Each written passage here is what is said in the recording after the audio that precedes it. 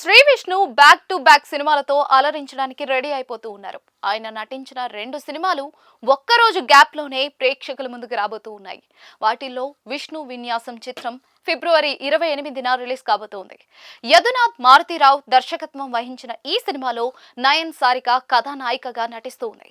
తాజాగా టీజర్ ను లాంచ్ చేశారు. ఈ సందర్భంగా నిర్వహించిన ఈవెంట్ లో సినిమాకి సంబంధించిన విశేషాలను పంచుకున్నారు. శ్రీ విష్ణు మార్క్ కామెడీ పంచులతో ఇటీవల సోషల్ మీడియాలో వైరల్ అవుతున్న మీమ్ కంటెంట్ తో విష్ణు విన్యాసం టీజర్ ను కట్ చేశారు. జున్ను మందు తెచ్చాను తాగుదాంరా, క్లాప్స్ ఎందుకు అంటూ ఫ్లాష్ మ్యాన్ చెప్పే డైలాగ్, ఎగిరి తంతా నీ అక్క అనే అగ్గిపెట్టి మచ్చ డైలాగ్స్ ఈ టీజర్ లో వినిపించాయి. దీని గురించి శ్రీ విష్ణుని అడగ్గా నేను మీలాగే ఫ్లాష్ మ్యాన్ వారసుని అని సమాధానమిచ్చారు.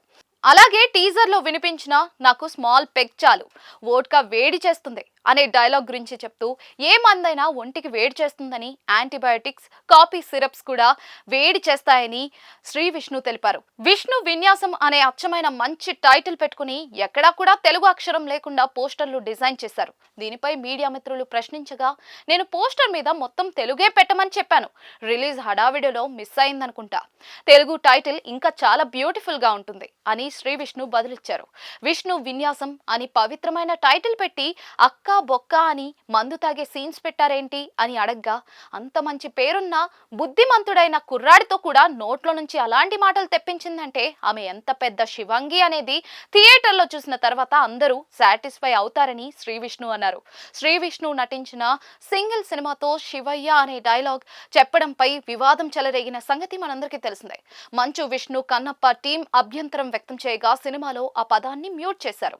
ఇప్పుడు విష్ణు విన్యాసం సినిమాలో నీ అక్క అనే దానిపై కాంట్రవర్సీ అవుతుందేమో అని ప్రశ్నించగా అక్క అనే కదా అన్నాం, అయినా వదినేనే కదా అన్నది అని శ్రీ విష్ణు సమాధానమిచ్చారు.